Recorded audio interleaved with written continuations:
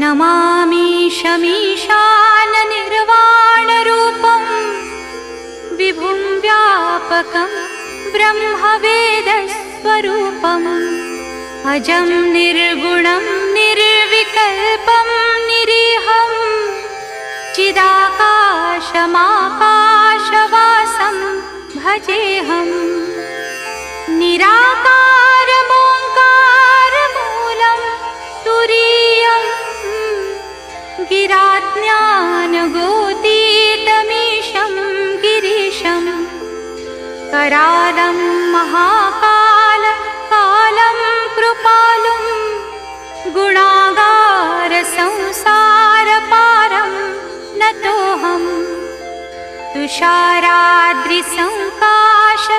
गौरं